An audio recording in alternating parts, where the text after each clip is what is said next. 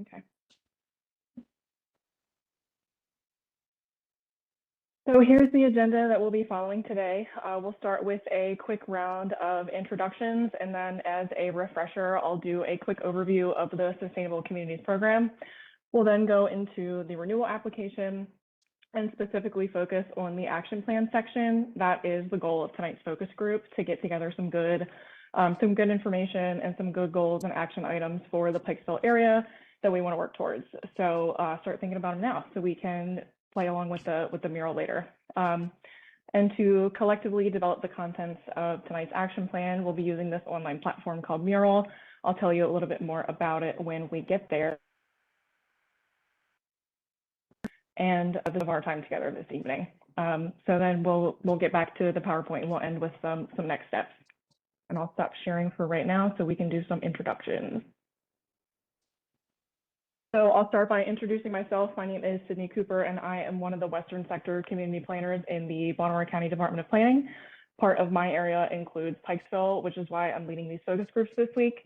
So this is my portion of the Sustainable Community Renewal. So I will name the people on the screen one by one as they see you. And if you could just introduce yourself and tell us tell us your name and then the department you're with or what community group you're associated with, that would be great. All right, Yolanda, do you want to start us off? Sure, Yolanda Gregory, Western Sector Planner, and I'm actually responsible for the Randallstown and Woodlawn portion of the Sustainable Communities. Good night. Good evening, everyone. Gone Job. I'm the Community Planning Division Chief for Baltimore County Department of Planning. Thank you, everybody, for your participation tonight. Thank you. All right, how about Cameron? Hi, everyone. I'm Cameron. I'm one of the watershed planners in the Department of Environmental Protection and Sustainability. Thank you. All right, Erica? Hi, good evening, everyone. My name is Erica Crouch. I'm with the County Executive's Office of Community Engagement. I'm the outreach coordinator here for the 2nd District, which includes Pikesville and the Northwest Corridor. Thank you. And we got Inspector 167. I'm gonna guess that's code enforcement joining us. That's correct. Yeah, so Inspector 167, Baltimore County Code Enforcement. I'm here. Thank you. Thank you. Jeff Hartman? Hi, Jeff Hartman. I'm captain for Woodlawn Precinct Police Department and the acting major for Western Patrol Division right now. Thank you. How about Larry? Good evening, Larry Shugam, Senior Director of Community Development for CHI. I also serve on the PrEP and the Army Foundation Board. Miss Maria? Hello, everyone. I'm Maria Abreu, and I'm Director of Development of the Pikesville Armory Foundation. Right. How about Marina? Hi, good evening. I'm Marina. I'm a planner with Rec and Parks in their capital planning and development Deb? Deb Patterson, Pikesville Township and Pikesville Communities Corporation, also PrEP. Marcia Siebold wanted to be here tonight, but she's up in Pine Ridge and they have not had power since Saturday. Oh. So she's going through her own struggles, but she wanted to be. Well, thank you for joining us. We got Renard with us. Good evening, everybody. My name is Renard Brown. I'm with Baltimore County Department of Economic and Workforce Development. I am responsible for the central part of Baltimore County, which includes councilmanic districts 2 and 6, of course, Pikesville, then on the other side, Towson and surrounding. So good to meet everybody today. Rosemary? Good evening. This is Rosemary Burrell. I am the Chief of Population Health with the Baltimore County Health Department. Mr. Casey? Good evening. I'm Lieutenant Sean Casey. I'm the Assistant Precinct Commander for Pikesville and currently the Acting Captain at Pikesville Precinct. Thank you for joining us. Sheila Lewis? Good evening. I'm Sheila Lewis. I'm President of Villanova Community Association. And Winter Adams? Good evening. I'm Winter. I am with the Department of Environmental Protection and Sustainability as the Watershed Manager Planner. Okay. And last but not least, we got Tom. Thank you. Excuse me. I'm Tom Feckett. I'm the chair of the Pikesville Revitalization Action Plan Committee. Okay, great. Is there anybody that I missed that might have came in after I started? No? All right. Sounds good. All right, I will share my PowerPoint again.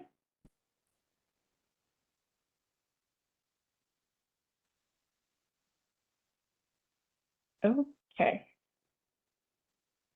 So this is our agenda. Feel free to ask any questions you may have as we go along the presentation or at any point during the collaborative mural session. So here is the quick refresher of the program I mentioned. As most of you know at this point, the Sustainable Communities is a state designation program designed to incentivize communities to incorporate sustainable and smart growth practices into their revitalization goals. And it does this by providing these communities with access to various state grants, large pots of money. Once a community obtains its Sustainable Community designation, the designation needs to be renewed every 5 years, with this renewal being due in January of 2025. Overall, this is a 6 to 8 month process that in our case is led by the Department of Planning and involves county and public input. On the right, you'll see a map of the sustainable community boundary for the Northwest Gateways, which includes Pikesville, Randallstown, and Woodlawn. And for tonight's discussion, we'll be focusing on the Pikesville area. So here's our timeline that we've been following. We completed phase 1 preparation, during which we held our kickoff meetings with you all. And then we moved on to phase 2, which is where we are right now, community engagement. We held open houses. Thank you for everybody who attended and participated in early July. And we're holding our focus groups over the next 2 weeks to conclude the community engagement phase. We've got the Pikesville focus groups this week, and we'll be doing the same thing for Randallstown and Woodlawn next week. And then we'll get into phase 3 and draft the full renewal application before submitting it to the state in January of 2025.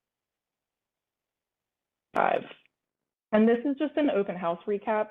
The Pikesville open house was held at Sudbrook Magnet Middle School on July 11th, and I wanted to share some of the key takeaways from the information that we collected.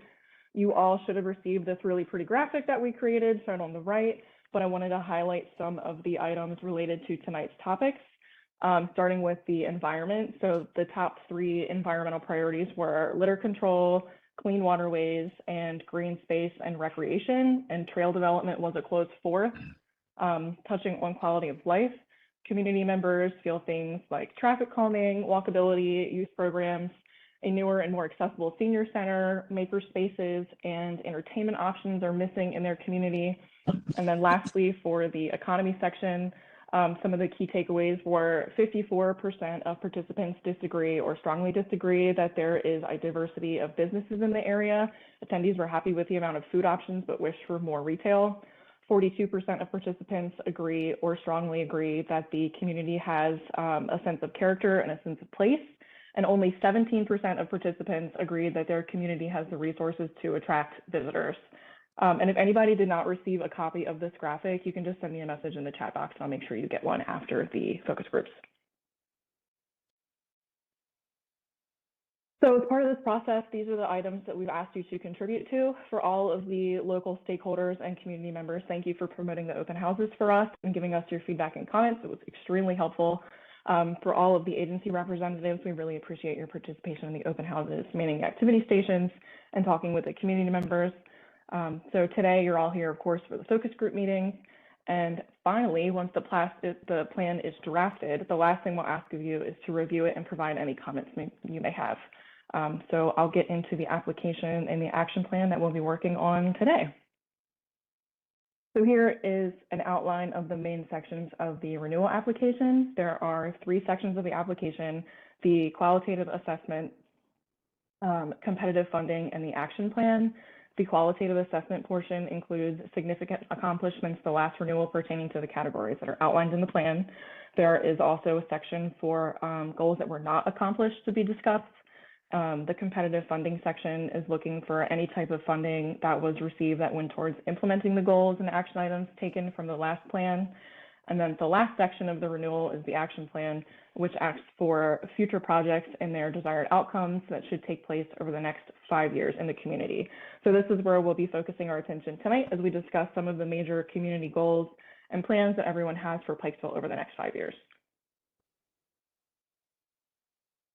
So the application plan is centered on 6 primary topics when they're shown here, with the idea is to create a holistic bi-community area. The ultimate goal of the action plan is for the state to have a sense of what the sustainable community area needs and what the county and community have planned to address these needs. So this means that when the state grant applications are submitted by community groups in the area, the state can go to the application and see if it fits the overall goals for the community that are outlined in this plan. So tonight we are focusing on the environment, economy, and quality of life sections. There are several items that need to be completed for each of the topic areas, and we can see what that looks like on the next slide. I'll show you an example. So this is just a snippet of the housing section of what the application plan looks like. It's the same type of format for each of the 6 topic areas. And as part of our activity this evening, we'll only be focusing on the desired outcomes, strategies, and partners. So what we want to see happen, some of the ways we can achieve it, and who is going to help us make that happen. So Yolanda will share her screen for this portion of the focus group. This will be the Mural app. It's an online collaboration tool that we'll be using to collectively develop the contents of the action plan.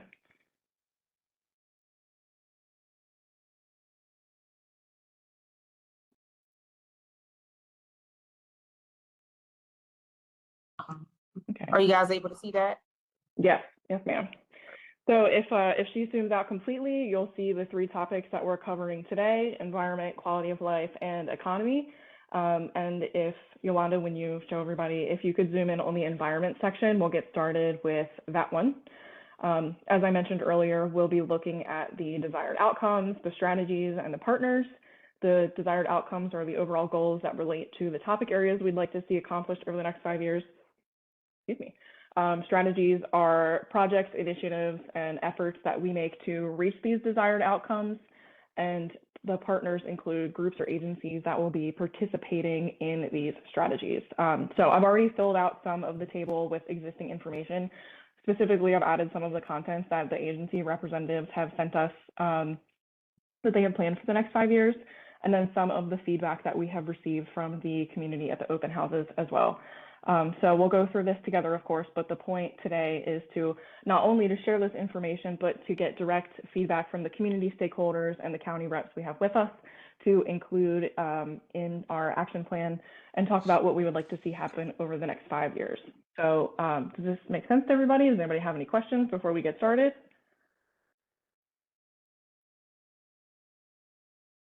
Hearing none? All right, sounds good. So we'll take a look at the desired outcomes for the environment first. I pulled these directly out of the agency templates that were submitted to us. So it's an increase in tree plantings in the sustainable community. It wasn't specific to Pikesville, that was for the entire boundary in general, but of course that's applicable to Pikesville. And then a reduction in trash found in streams and in upland areas. So if anybody from DEPS wants to touch on these really quickly, or if anybody from the community wants to jump in and if they have anything to say about these 2 items. Yes, this is Sheila Lewis. Sure. Hi, Sheila. Hi. We received several of the tree plantings, in our area. But there was another issue that sort of relates to that, and it relates also to safety and environment, and I guess emergency planning. In the older communities, a lot of the trees need to come down. And I was wondering if there is a program, or can we include either funds for property owners who need a tree removed, and in which case they would agree that if the tree was removed, that a tree will replace it. Because it's expensive, because these trees are big, but they do need to come down. And there's several of them. And in the old communities that have a lot of trees, a lot of times the outages are because these trees with the high winds bring the wires down. So I didn't know if the grant would allow funds for a property owner to say, hey, I can get a grant to get this tree taken down with the understanding that I will accept another tree. So that you would plant one in to replace the one that was cut down? Yes, I don't want people to take them down like, okay, I don't feel like doing leaves, it's no. Yeah. Very good. You want to take it down with the understanding that you will take another tree. Okay, okay. Yeah, that's something we can definitely include. And you're talking about strictly private property like homes, correct? Yes, definitely residential.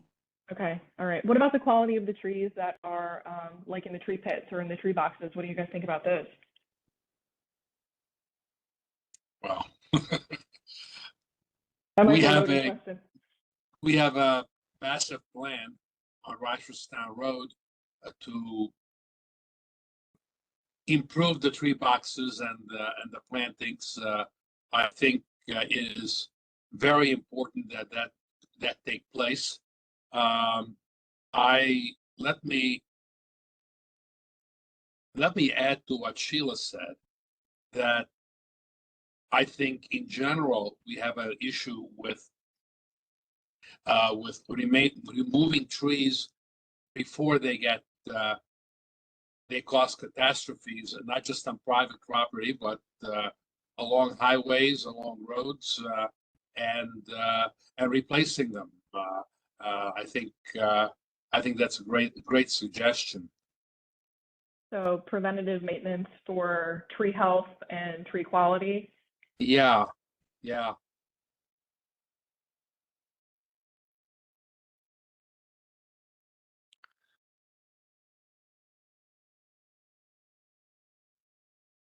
Yolanda's got the hard job. She has to spell stuff correctly in front of everyone. I know, you see me. Wait till it's my turn. But you can edit it later. And I know DPWT does have a plan to replace the tree boxes along Reisterstown Road and to redo the plantings. So that's definitely one of the outcomes that we can include. Oh, Larry, you could just jump in. Sorry, people have been raising their hands. I might not have seen you right there.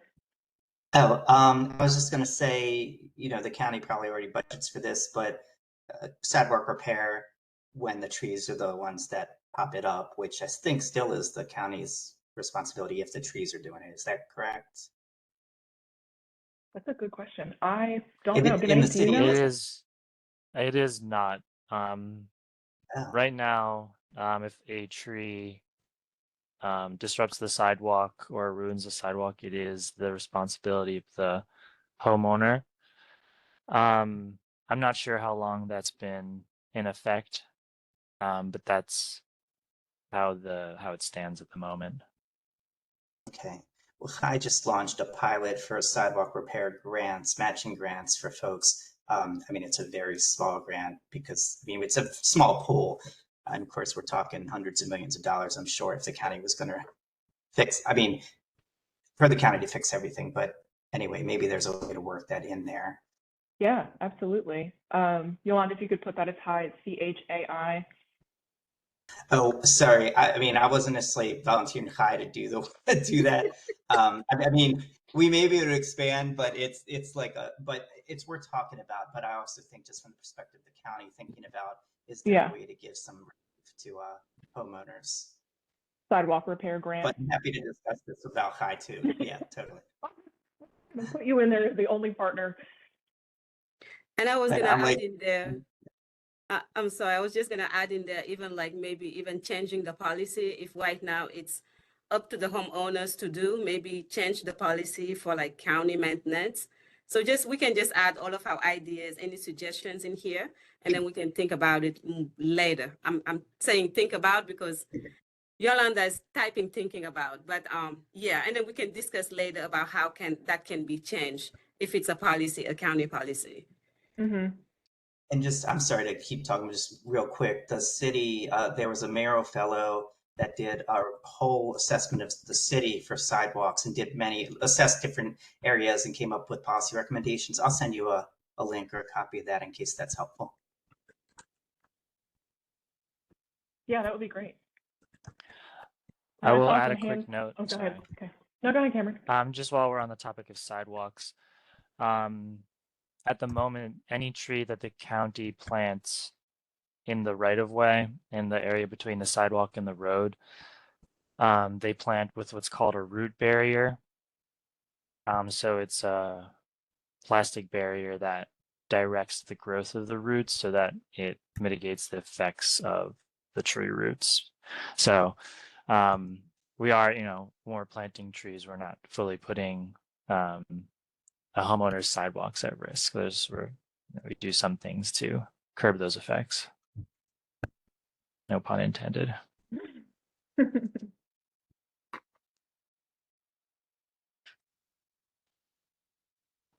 This is Sheila Lewis again. I have a question. I don't know, since we just putting ideas down. Trees in business areas, a lot of, particularly the smaller strip of shopping areas and that kind of thing. A lot of those businesses don't have trees. I mean, is that part of this program that we could go to them and offer them a tree or give them some incentive to start putting trees near their businesses? For example, I'll go down Greens Lane to cut through to go to Oak Court, and there, I think it's the Rosendorf's Bakery, and there's a new place there. Now I know the storage place, they put in trees and they finished the renovation last year, but those other places, they just have, there are no wires on that side. So it's not like if they would grow up into a wires. And I was like, is this incentive about offering trees free only for residents, or can that be expanded for businesses also to increase trees in those areas, the areas around them where something's available? And it would definitely help to offset the heat that's generated from the impervious, services and that kind of thing. Mm-hmm. I don't know if we can include businesses in that, in that kind of, offering them the free trees. I think that's a great, this is Tom Facken. I think it's a great idea. And I think that would offer a real good collaborative partnership with the local businesses and business organizations to both upgrade some of the business property with additional trees and vegetation, if you will, and at the same time improve what in some cases is a pretty rundown look of weedy and untended areas. I think that's a collaborative effort that ought to be explored. Pardon me. I can speak a little bit to the current programs that the Department of Environmental Protection has for trees. So for urban trees, there's two main categories.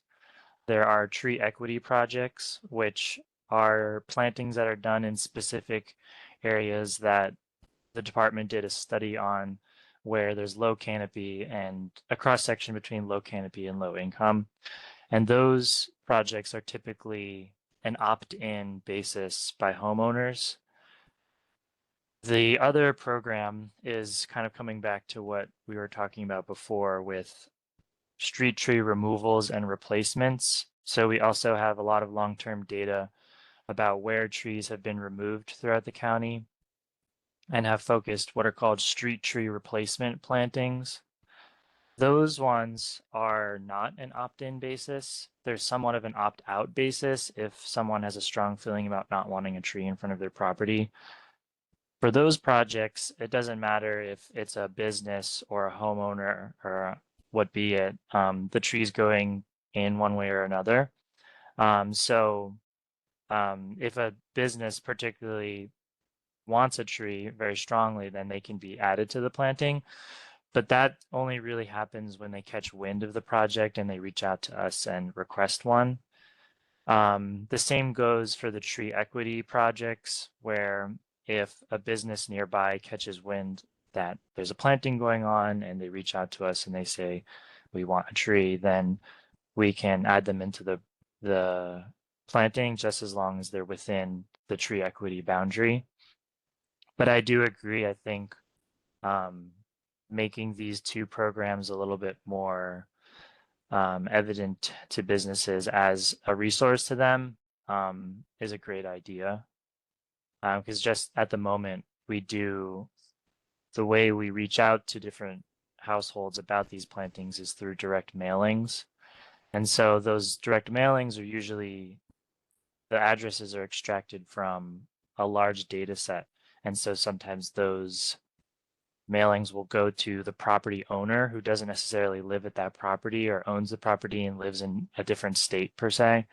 And so we could do some more targeted outreach about the program so that people know to opt in if they have the option or to express that they want more trees.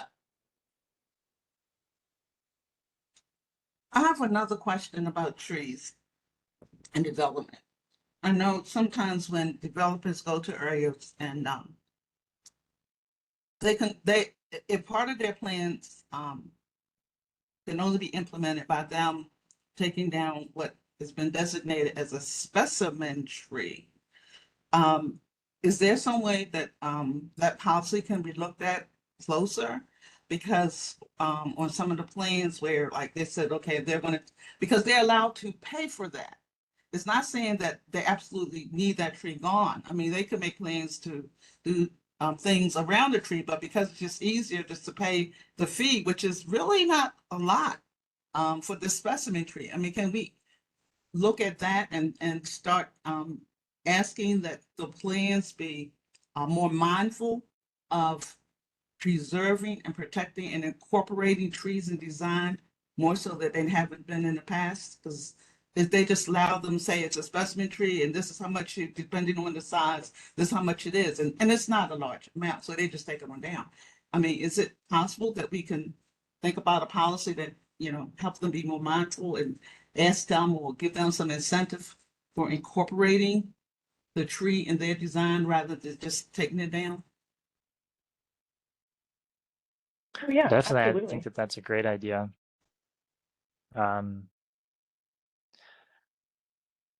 Not sure exactly where to start with that, but it's definitely something that I think is a really good idea and works towards the general philosophy of development and how we look at our natural resources. And that's something that our department would definitely be enthusiastic about changing. But thank you for the suggestion. Yeah, I think one of our strategies could be looking at our landscape policies just overall and seeing if things need to be updated or changed. Yeah, because I mean, because as a matter of fact, as an enticement for business, trees and those type of plantings, people are more drawn towards those business and shopping in those areas because they look more friendly, they're more attractive, you know, that kind of thing, rather than, you know, just taking them down. I think it could be an incentive. Yeah, yeah. And on the topic of trees, one of the big things that was mentioned at the open house was the attendees frequently expressed interest in more wall spaces and green areas versus brick and mortar development. So I think that could be one of our desired outcomes as well, including more accessible common green spaces in the sustainable community area. Looking at potential park space to secure, especially in the Pikesville area, there's not a lot of, there's a yellow sticky note at the bottom. Once Yolanda's done typing, we can take a look at that. That was from our last plan. Yeah, I had my hand up on that. One idea would be that within the period of this plan, this 5-year period, we have done a good job or are doing a good job of small pocket parks. I think that's that is a result or an outcome that would be really very beneficial, whether they're as large as the one at on Church or elsewhere, but small pocket parks would be of a half acre kind of site. Just a grass space would be a terrific addition to this plan. Yeah, yeah. So a desired outcome to increase green space / pocket parks. Yeah, I think that resonates with a lot, Sydney, of the feedback that we got around pocket parks. And then just to echo some of the comments that I heard earlier, just a lot of the different aesthetic components, just to give people, make Pikesville more of a destination so people feel a lot more comfortable. It's a lot more aesthetically pleasing, and there's a lot of places for people. A lot of folks like to get out and walk and things like that. So just those green spaces and opportunity for folks to just pause and enjoy and refresh and take in nature in their communities, I think resonates with a lot of the feedback we got. Yeah, And certainly, absolutely. sorry. No, go ahead, And Tom. certainly, if we're talking about development and new developments, I think it would be appropriate to really emphasize during the design process, the design review process, that every development over a certain size ought to have a piece of green space associated with it, even if it's just a little spot with a couple of benches or something with that breaks up the monotony of the reflective sidewalk and parking space. Let me remove my hand.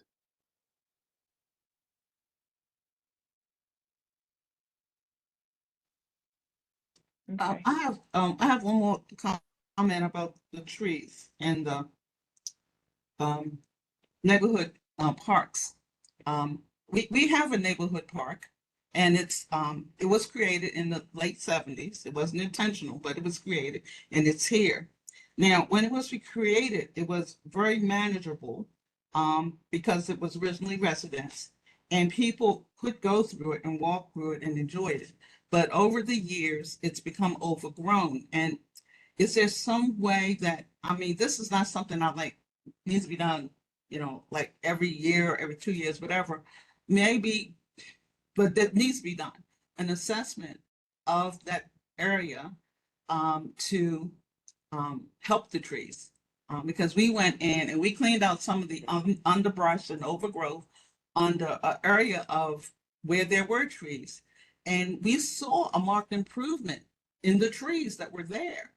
And it's just a matter of clearing out some of that stuff to make that park more accessible and usable for the community. Because we can't maintain it. We asked, we maintain it. We said we would get a contract and we would go in and we would get someone to come in and cut it down and clean it out. And we were told we couldn't. So I mean, that's an option too. If we're talking about changing policies, if they would like change the policy that, that they would allow us to hire a contractor to clear it out and keep it cleaned out, that'd be great because we'll do it so we can have access to the park.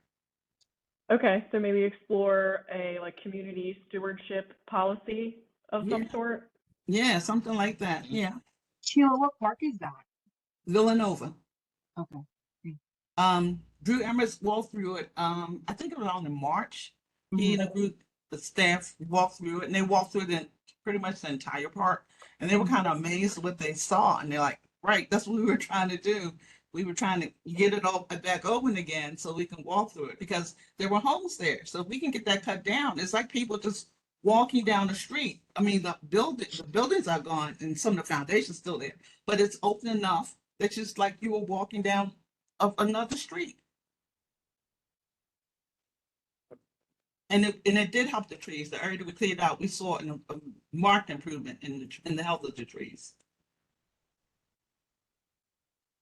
Okay. And Marina, I'll ask if Rec and Parks has anything with, maybe obtaining parks in the future, obtaining space for parks, or the trail development that you and I had discussed earlier today. Yeah. Do you want to talk about trail development in terms of if we're talking about tree plantings? There are a couple of places that there's proposals for tree plantings. So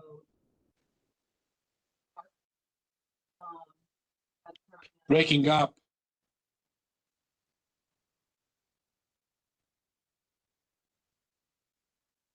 I'm sorry, can you say that again? Can anybody else hear her? Is it just me or? No, I think No, her we cannot audio is hear her. dropped. Oh, okay. I think we lost her. No, she's moving. I just can't hear her.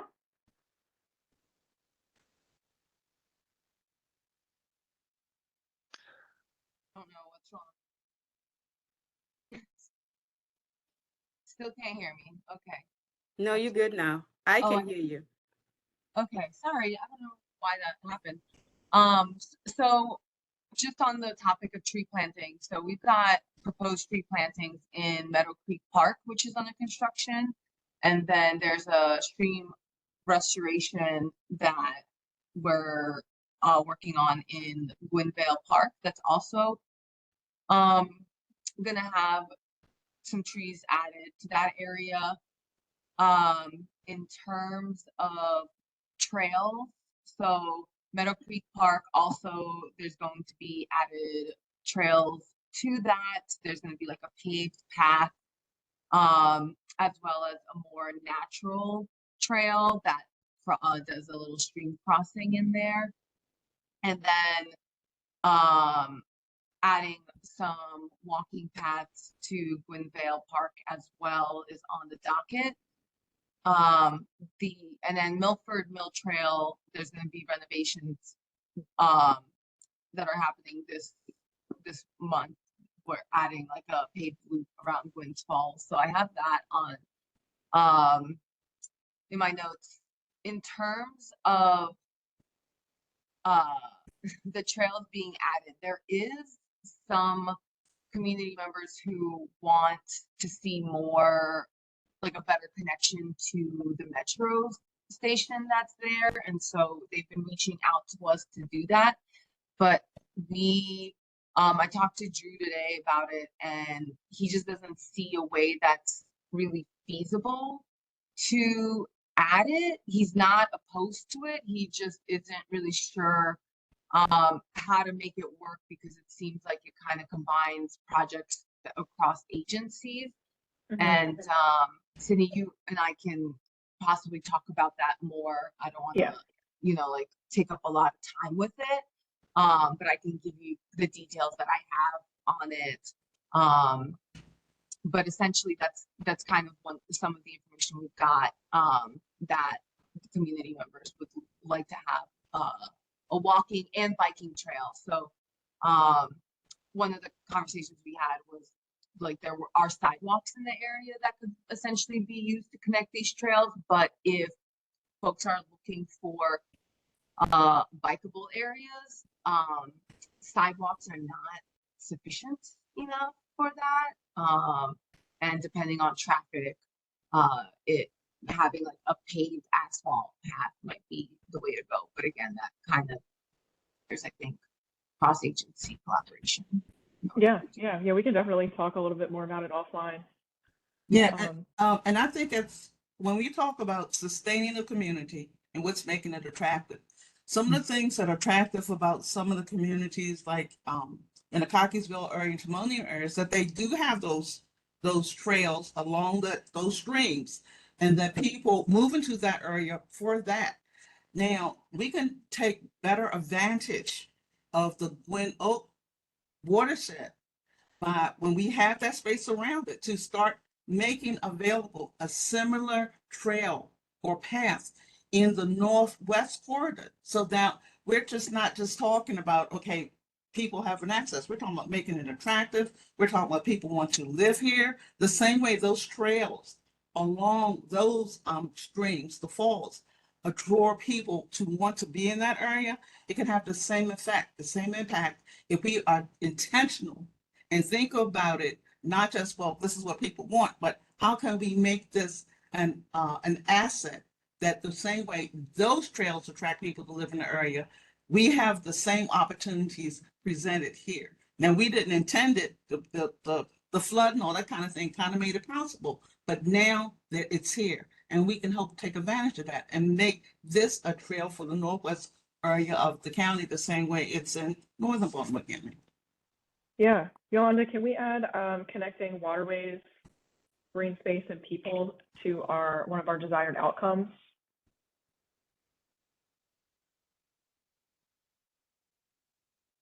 And then, for the sake of time, I think we're going to head over to our quality of life section, because we got a lot to cover there. Is there any, other than green space or trees or anything like that, is there any last minute environmental things that people want to bring up before we move on to quality of life? Just one last thing from me. Sure. I think there's a lot of interest in having riparian buffers and specifically like getting more trees to lower stream temperatures there. So gearing plantings towards those areas, I think would be very, very helpful. Gearing plantings towards buffer areas. Mm-hmm. Yeah, absolutely. Thank Yeah, it lowers the water table a lot. you. Yeah. Kind of on that same note, we talked a lot about tree canopies, but I'd also like to throw in thinking about native plants and rain gardens, and not instead of like thinking tall and high canopies, but also lower to the ground things that are going to be preventing like runoff and supporting our native habitats. I agree, and I wish that there was more information available. The same way we get information about here, you can plant a tree. I wish we also had more opportunities where they said, this is how you can put a rain garden, this way you can do this, and offer that to the communities to incorporate in their plans the same way they offer them opportunities to incorporate a tree. Yeah. I know that the Meadow Creek Park, part of the plan is to install a pollinator garden. And so part of that plan could be potentially to have signage for that same reason that Sheila is saying is more informational. And also the Bedford Park is undergoing development and planning and designing to have some of those things incorporated. Okay, yeah. We got a lot of really good stuff for environment. I'm going to shift us over to quality of life, though. We've got a lot of good stuff to tackle in this section, too. I filled this one out a little bit more. I tried to pick something out of everybody's agency template. So we have the reduction of crime. Baltimore County Police Department submitted a template and listed some of the plans that they have in place. There's the annual summer crime plan, the annual holiday Christmas deployment plan. We have ensure that citizens of all ages have access to quality recreational and leisurely opportunities. Marina, that would be you with Rec and Parks. Is there anything here that people have a comment about or would like to add or expand on?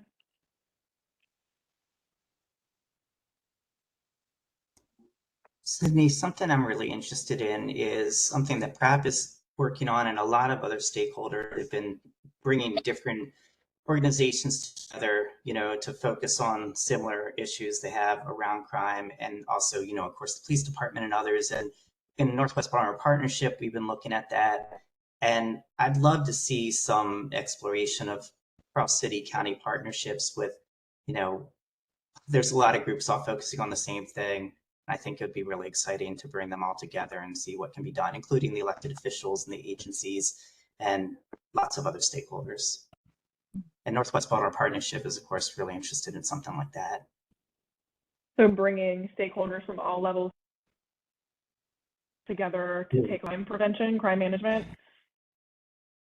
Yeah, and collaborative regional strategies for crime prevention, because, of course, the city-county line is not a real line. It's, as we all know. And this is just semantics, but I would actually put trail in this section as opposed to environment. As for my understanding, a trail network is supporting the community and the wellness of the community and the people who use it, whereas the environment is more focusing on the health of the environment. So that would just, so everything we said for the trails previously, I would just move. Yeah, a lot of the things fit into multiple categories. Trails can be environmental, but they can be quality of life. Sidewalks can be with transportation, but connectivity is a big part of quality of life as well. So we'll definitely look at all of the information collected as a whole, and if it can fit into multiple spots, we'll definitely take that into consideration when we are drafting the plan for everybody to take a peek at. Mm-hmm.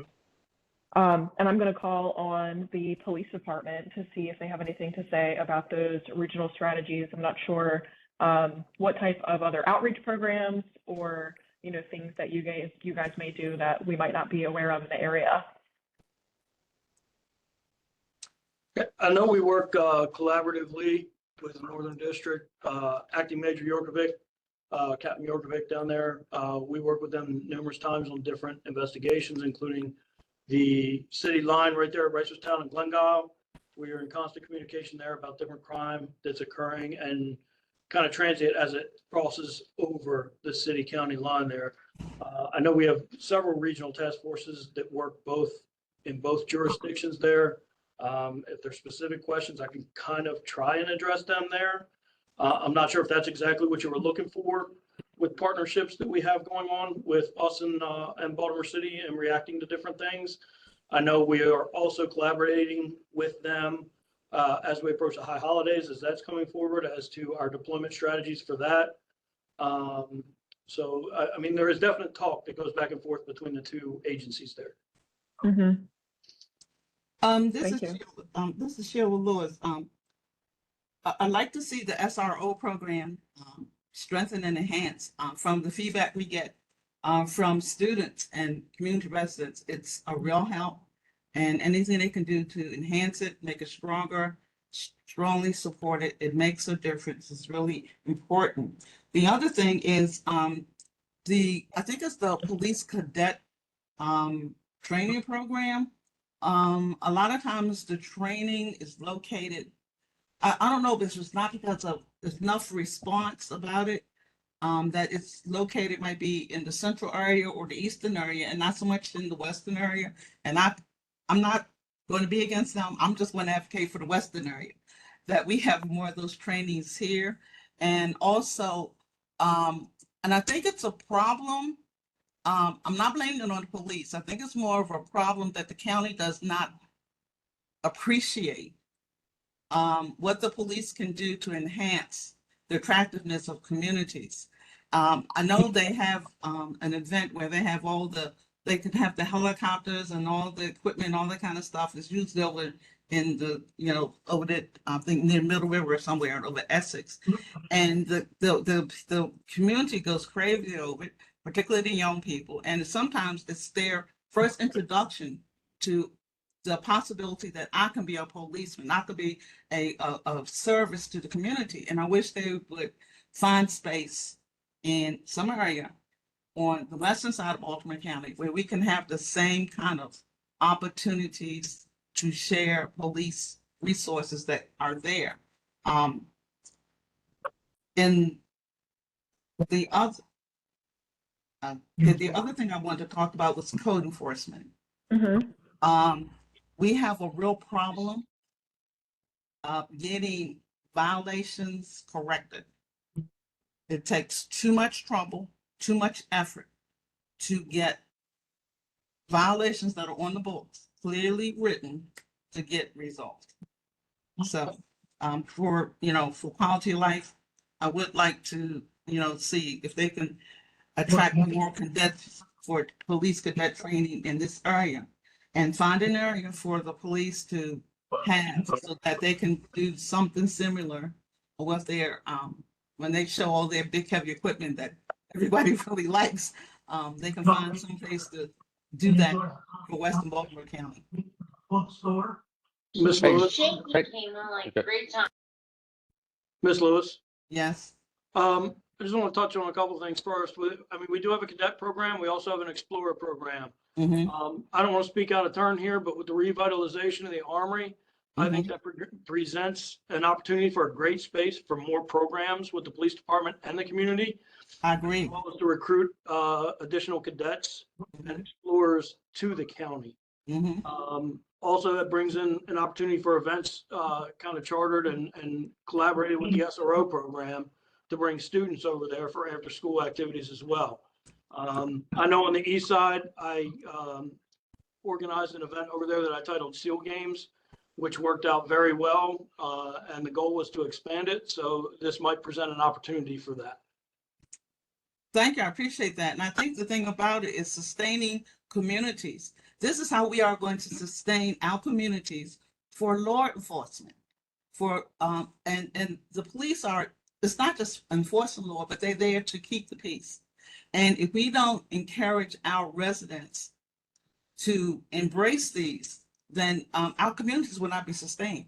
It's not just about building, It's about building the parts that really makes a community a community. And it's more than just the buildings. And, you know, like I said, the police are a really important part of that sustaining our community.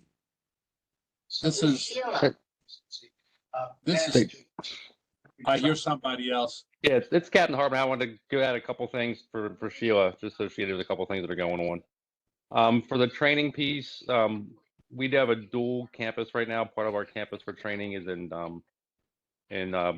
CCBC in Dundalk. We also are using Green Spring, Stevens University in Green Spring, which no isn't close, but it's still up this side of town. And next year at in-service training, we're collaborating with one of our local churches on the west side to hold on-site training there as well, kind of an active shooter scenario-based training. And for your question about the event, we have all the large stuff coming in. We do stuff with Set the Captives Free. Last year, we're doing it again this year in September for the O-Fest, where we have a lot of that stuff there at Security Square Mall. So I think part of it may be that it exists, but we're just not messaging properly with some of these events. Great. I appreciate it. Mm-hmm. I'll look forward to seeing the message. All right. This is Tom Feketa, and I'm going to speak about one of my favorite hobby horses. Pikesville is the home to the headquarters of the Maryland State Police. They are very much a part of the fabric, or would be should be more a part of the fabric of Pikesville itself. I am working on a couple of projects with the state police. We had a very successful exhibit and art fair there. We are going to want to multiply those events because I think it is something that needs to we need to build on. They have, in addition to park settings, they have a wonderful museum that ought to be more available to students and visitors than it is. I think it's critical that we use that particular resource as well as our outstanding county police force headquartered in Pikesville. So I think we need to think broadly here. And I think when we're talking about quality of life, we're talking about more than crime. There's Gone's comment mentioned issues like homelessness, like we have a couple of businesses that are attracting difficult problems, both visually and in terms of minor crime activity and nuisance. I think it's somehow we need to find a way to make places like Reisterstown Road and this area, the central Pikesville, more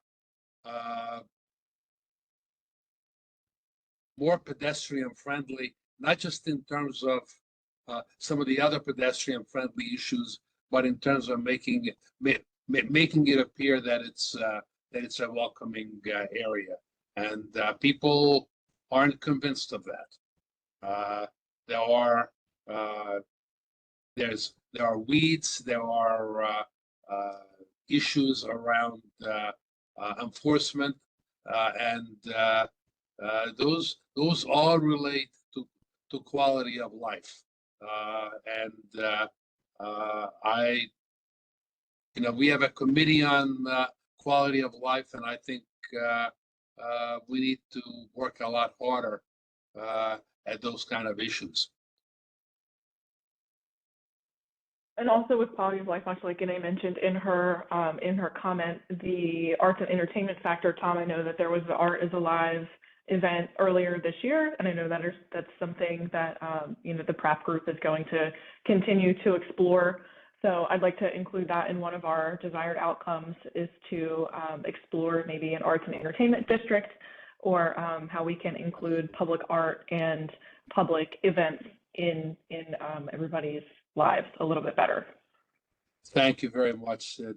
And I think the Armory has done, if you take a look at the success of these 4 concerts that were held, irrespective of the weather issues that we had at the Armory, you can see that people are hungry to come into the Central Business District and be there. So the more we can do those kind of events, not just at the Armory, but elsewhere, the more programming we can do, the better.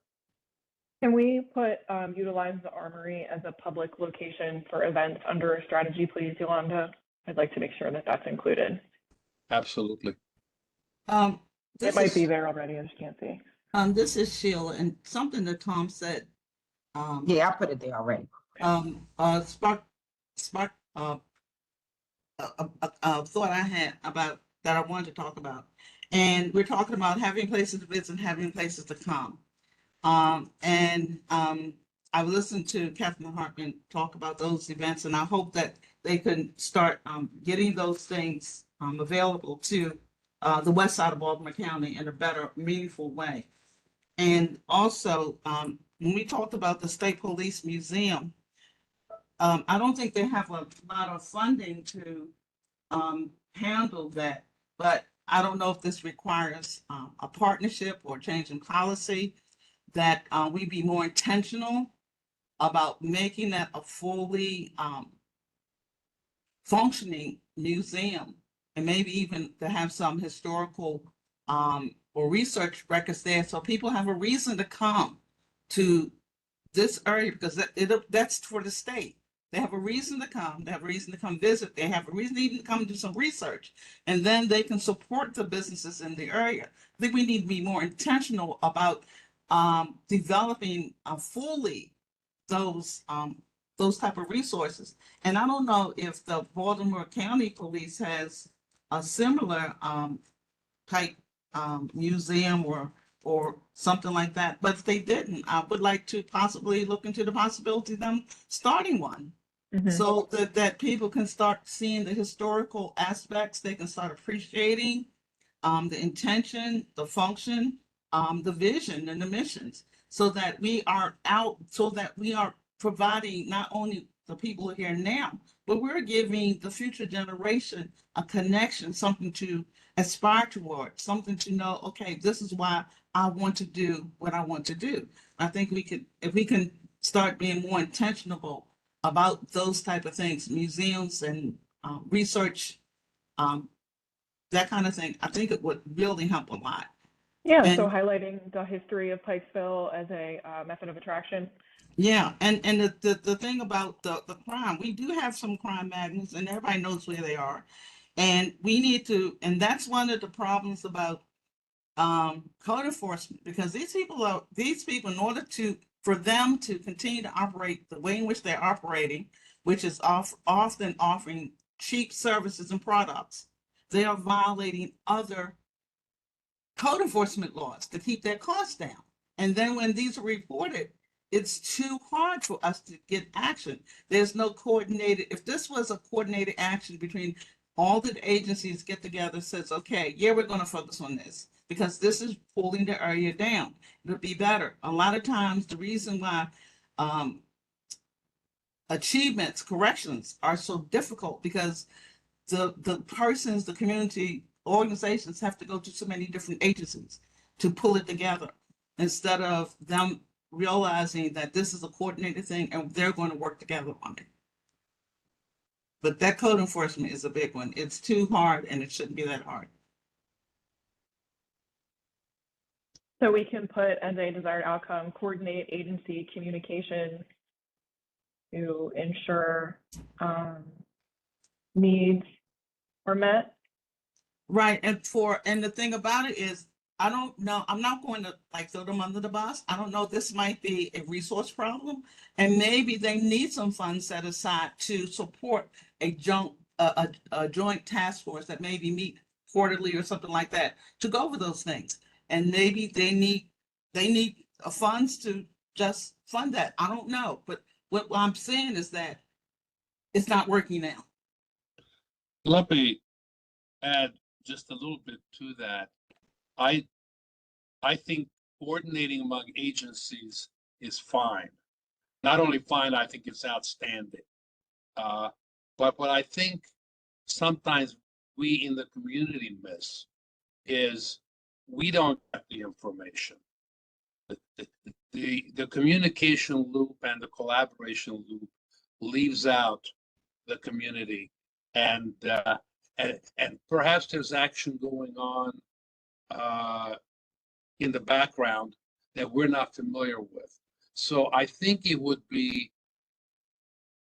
may be beneficial to have a quarterly meeting or update meeting that does talk about issues that are being addressed, how they are being addressed, with sort of like the PCRC meetings. We talk about what's going on, we talk about why it's going on, what can be done about it. I don't think it needs to be a huge bureaucracy involved, but I think outreach to the community and discussing with the community would be very beneficial. So increase county and communication across all agencies. Well, and that doesn't have to be the format of a meeting. You know, the Department of Planning is exploring the idea of creating a quarterly newsletter. And there's a lot of different routes that all of the agencies can use to better relay different types of programs or different, just whatever information that they feel is like pertinent for the community to have. I think that's a good idea, because when Tom was talking, I'm thinking newsletter. I know the elected officials send out the newsletters. Yeah. Yeah, and I was thinking immediately newsletters, because they help a lot to not only tell about what's going on, to spotlight successes, but also to tell upcoming meetings, which is always a problem. It's like, we need to get it out. How do we get it out?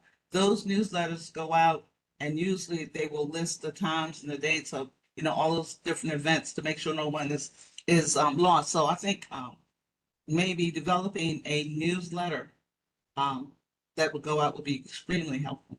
Yeah, and newsletter is a good way to let everybody know about the services that are offered by the county and things like that as well. So we've got a couple minutes left for quality of life, maybe about 5 minutes. So I'm going to call on Health and Human Services. I know Rose is here with us to talk about some of the services that they offer in the community and what they've got going on and their things that they would like to see happen over the next couple of years. I think I have one written down as well. I think it was about the tobacco usage for getting the word out there for the 21 laws. Oh, yes. We're actually also having an LHIC meeting where we're bringing some representatives from the Law Center to talk about the funding and some of the uses of the funding from the proceeds from the I forgot what you call it. I'm so sorry. No, it's okay. I'm so sorry. I know, I kind of cold called on you, so. That's okay. Yes. So anyway, they received some funding from a lot of the enforcements that they received, and they're having a meeting. Basically, they're having a meeting about what they're going to do with those fundings in the community. And I think some of them are hiring new community health workers and some new peers that are in the community. So that's going to be pretty big to try to decide exactly what they're going to do with the funding, and I heard it's substantial.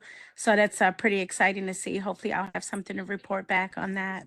Okay, so increasing access to health services as a 100%. desired outcome. Yes. Absolutely, and a strategy could be hiring health service. Did you say health service workers? Health service workers, yes, community health workers.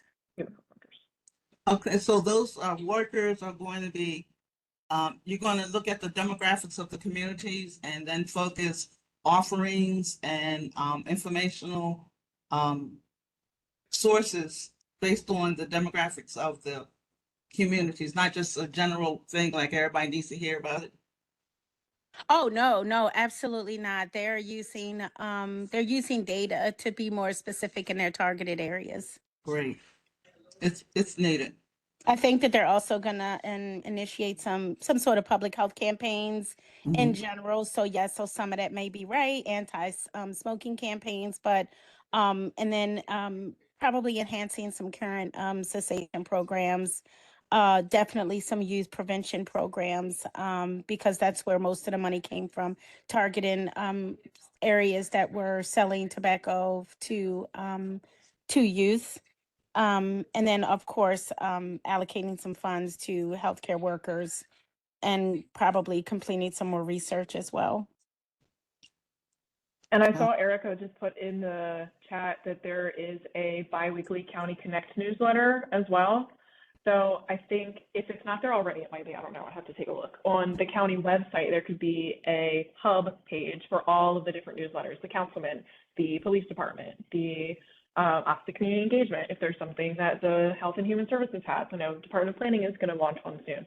Maybe a hub space for public outreach where people can go and subscribe to whatever they want. So funneling information in one spot might be something that is worth looking into for everyone. Absolutely. I'm going to write that down. Thank you. Yeah. And also at the CPI, I know that's usually a lot of information for county, focus, but to have also resources there for those other agencies, organizations would be extremely helpful because, I mean, when you talk about the CPI, to say, okay, what can I take back to my community, to have those other agencies represented there to participate, then people can say, okay, I can take this back. I saw someone put in the chat that, some $20 million was given some time ago to take care of that. But obviously it's not having the reach and impact it should. The CPI is an excellent idea, and I attended and I thought it was great. But also maybe expanding it, incorporating some of those other partners to present at the CPI. So now we're starting to get that direct community connection. Yeah. Shameless plug, CPI applications are opening up on the 19th as well. So more information will come out about that soon. I have one question about the environment, and I don't know if this is the place. Focus group for this evening. So I'm sorry, what was that, Sheila? Okay. One more question real quick. The deer population. The deer population is expanding. Is there something that we should be looking at ongoing? It's expanding like crazy. Did you say the deer population? Yes. Yeah, real quick. The county does have a program. They work with the state on managing deer populations. In short, the state has a designated sharpshooter basically that comes, and after they evaluate the number of deer, this sharpshooter basically spends the night in different areas and kills off a bunch of deer. So there is a program in place that the county works with the state on. Okay, if you can put that in the chat, I'll find out. I'll look for it. Thanks, Cameron. I had no idea that the county had that service Yeah. That's something new to me. That is very new. I had no idea we had a Never heard of designated that. sharpshooter. Wow. Okay. Yeah, it's a pretty interesting job. Okay, I'm going to pull sad. everybody to our last section of the focus group because we got about 20 minutes left. So we're going to move on to economy. And Yolanda, if you could zoom in a little bit on those desired outcomes so I can see what they say. So we've got the redevelopment of the Pikesville Armory. And then what's that second one? It's underneath of the Pikesville focus group. Attract and retain businesses subsequent, you're fine, to development of new road improvements around the Pikesville Armory Development Project. So I believe these both came out of the DUDE agency template that we received. And I wish Kristen was here with us this evening to talk about the Armory redevelopment, but that's definitely going to be a big theme throughout the Pikesville portion of the plan as well. And something that came I'm out here, of the, Sydney, and if you have any questions, oh, Sydney, I'm yes, here, yes, and if you have Maria, any yes, questions, yes. I may be able to answer. Kristen is on vacation this week. Oh, okay. Well, we're still happy to have you here, Maria. Yeah, thanks. But yes, and that's a big thing I know with creating a sense of place and making Pikesville a destination. So the Pikesville Armory, the redevelopment, that is going to be a huge draw factor for bringing people, visitors, out of towners in to come and see what Pikesville has going on. And speaking of destination, I know that there is a placemaking consultant that has been brought on board. So I'll invite Tom to quickly talk a little bit about, you know, the work that's going on there and how that can improve the economy of Pikesville. Well, thank you. There is, and thank you very much because the county is supporting the hiring of or bringing on board a placemaking consultant. We are looking at a number of visible improvements, potential for banners, for addition. We had a brand new mural that was dedicated last month. We are hoping to have another one. I think we need to look at some alternative ways of doing that, but that's perhaps beyond the scope of this, but we ought to have additional public art in Pikesville outside of what is going to be at the Armory, whether these are, this is wall art or statuary, and we are hoping, or signage. We're hoping that the placemaking consultant is going to provide input into what that ought to look like and what the messages that it ought to send to both the people, both the residents, the nearby residents, and potential visitors. I continue to be astonished at the draw of wall art, murals, and both large and small in all parts, everywhere. If one can think about expansively that a Banksy goes for millions of dollars, and he started as or still is a graffiti artist. I think it's important to recognize that people do like visible draws, and so that's enough about that particular topic. Yolanda, can we create a sense of place for Pikesville CRD? Thank you. And make sure we include that.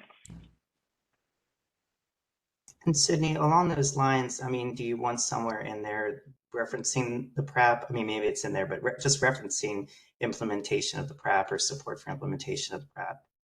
Yeah, absolutely. We can put that as one of our strategies, support the implementation of the PrEP.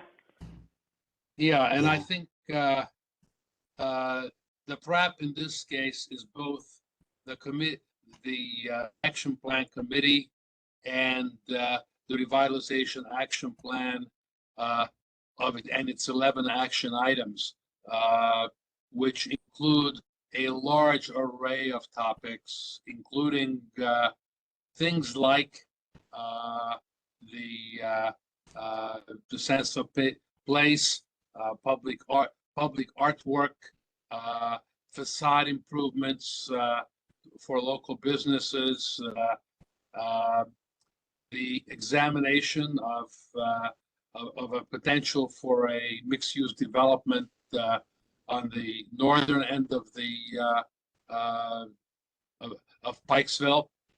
So I think there's a large number of actions there. I'm not going to go through them all, but so there is that strategy is laid out, and perhaps it needs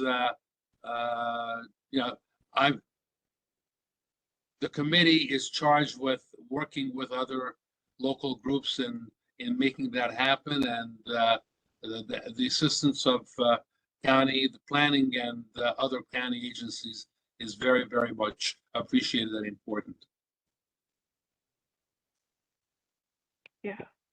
And one of the other things that came out of the focus group and was the open houses and was a big theme in the last plan, and that still remains important today, is to attract and retain businesses along the commercial corridors. So I think that's still an outcome that needs to be in the next plan submission.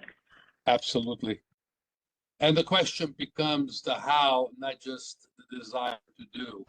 And I think that is a very much an interactive process that we need to continue to work on. Obviously, the environmental issues, the quality of life issues,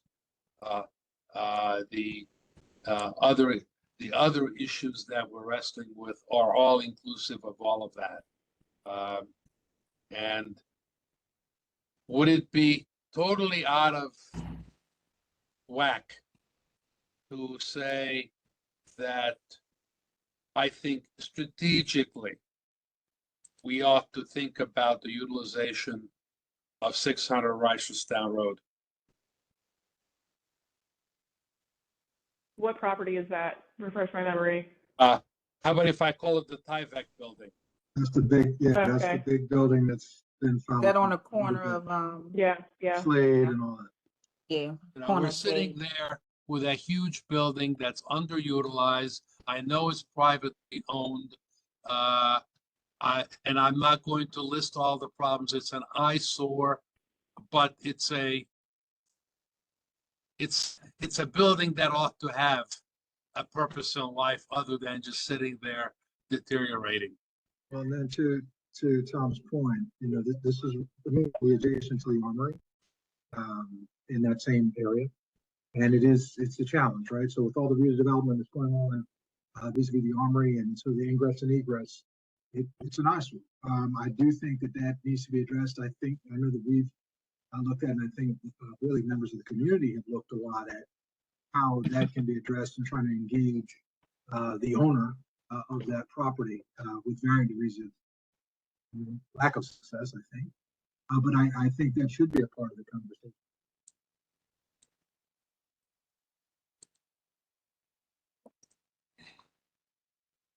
So explore strategies to encourage private property owners to not necessarily redevelop, but better utilize the properties that they own.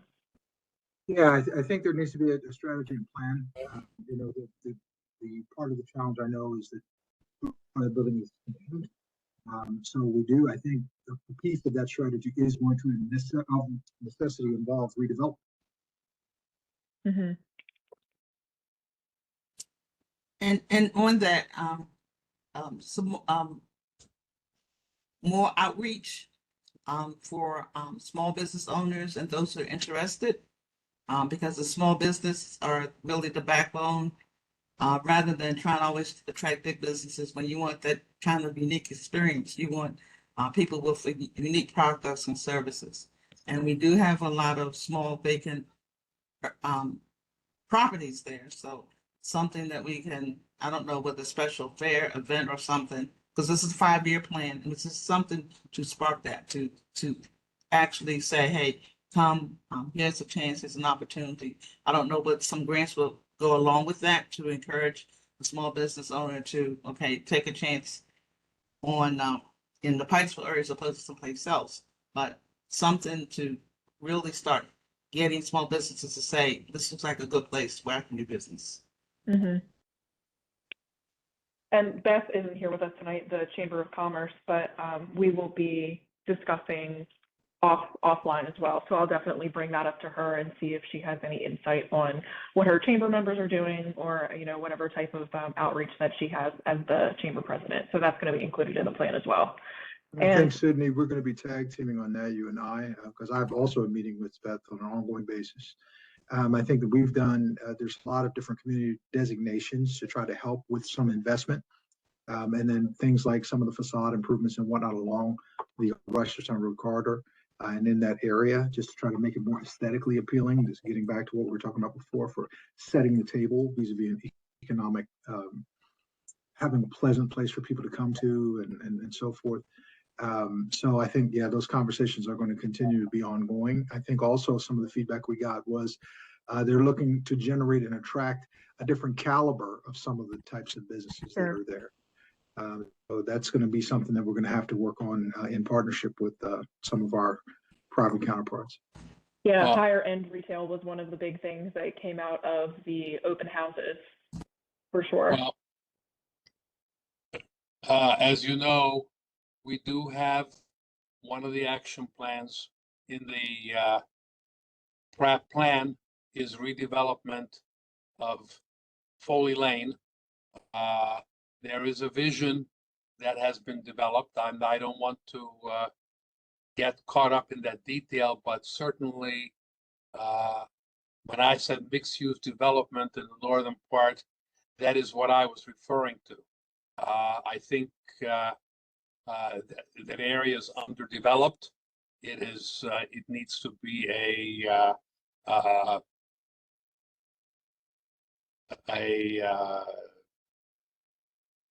barbell kind of a approach with the Armory. They collaborate, they cooperate, they build on each other, and I think that's a very complex and important issue. And I think the question of how we can all support each other in the community groups with the local businesses and the potential businesses is very important. There are business owners that are actually looking at improving their property. So that's good, but we need a lot more of that. A lot of vacant space. Can we strengthen community group and business owner relationships to one of our desired outcomes? Yeah, sure. And I think community groups is a broad term. I think definitely. We have an organization like the Action Plan Committee. We have the Armory. We have other groups. I think we need to sit together to make much more progress than we have been. To make more progress. How's that? Yeah, revitalization and creating these places that we all want to work, live, and play is definitely a collective effort for sure. We all need to have a seat at the table for those conversations. Absolutely.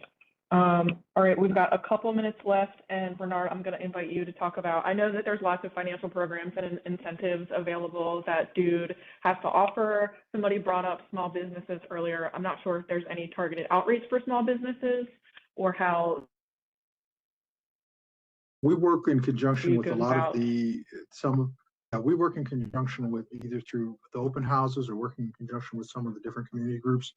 I think Tom mentioned it earlier, either the Thousand Friends of Pikesville, other entities like that. Just try to understand what's happening in the community, make sure that businesses know about the different programs that are out there. We have, as a result of some of the designations that are in Pikesville, funds that are allocated, as I mentioned, to improve things like different facade grants and things like that. We also, in conjunction with Maryland Chamber of Commerce, have different tax incentives and tax credit plans, depending on new job credits, if people are establishing companies and depending on the amount of individuals that they hire. And then, of course, other preferential things, like if some of these folks are veterans and things like that, we have other tax advantages that they can take advantage of. And some of these are for leaseholders as well as folks who are doing direct investment in the community. Of course, there are some areas of opportunity for folks who are actually doing development. We're engaged with a couple of different businesses, some of whom, actually one of whom, two of whom are right near 600 Reisterstown, where they're doing development, and then they've made some active purchases and then are looking potentially to take advantage of a couple of the different programs that we offer, as well as some of the counseling that we do. So some of the things that Dude does, as well as direct funding opportunities is we assist with things like site selection. We also assist with both retaining businesses that are inside the different councilmanic district areas that we have, as well as looking to attract new businesses to some of those areas by working to sell some of the different features of Pikesville. So we are active in the community. We're active with a lot of those different stakeholders in trying to really make Pikesville a destination. Yeah, Yolanda, can we add expand awareness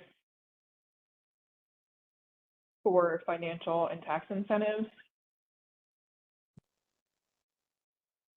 And I think there's another, as she's put that note together, a couple other things. Under the auspice of DUDE, one of our offices is actually the Office of Tourism. So we offer businesses an opportunity to showcase themselves through our tourism site, kind of get the word out about their business. And I know we've worked in conjunction with the Pikesville Armory with some of the different things that they've had, some of the Jazz Wednesday nights that they've had, also some of the different farmers markets and things like that, just to try to help some of these businesses to grow their reach and grow some of their customer base. So there are a couple of vehicles that we offer that don't cost anybody anything that can help to get the word of the different businesses out there. Okay, great. Yeah, Bernard, you and I will certainly have to talk offline about some of the other things that we can include. 7:30. I'm just going to wrap the mural session up for this evening, but you and I are definitely going to talk a little bit further about the economy section of the renewal. But so this will be made available to everybody once we are finished with them this week. And I don't have another slide in the PowerPoint or anything, but I do want to say thank you all so very much for your participation today. I just have a couple quick next steps for those of you that won't be joining us for our second and focus group on Thursday of this week. I will be sending out a follow-up email with the relevant information from this meeting and then some next steps sometime this week. And then over the next few months, we'll be drafting the full sustainable community renewal application, and then everybody will receive it. It's going to be shared with everybody for your review before we submit it to the state. And thank you again for joining us until 7:30 this evening. And to those of you who are joining us on Thursday, we'll basically be doing the same thing again, but for the remaining 3 topics of the plan. So we really appreciate everybody's wonderful feedback. We've got lots of stuff on the mural, and I've got lots of notes written in front of me. So I think this was super, super helpful in the community engagement process. And we are happy to be doing this and happy to have everybody with us this evening. So thank you. Thank you for the opportunity. Yeah. Thank you for running it. Thank you for running it. Great job. Thank you. Thank you. Good night. Thank you. Good meeting. Yeah. We'll see everybody Thursday. Thank you. Have a good one. night. See you.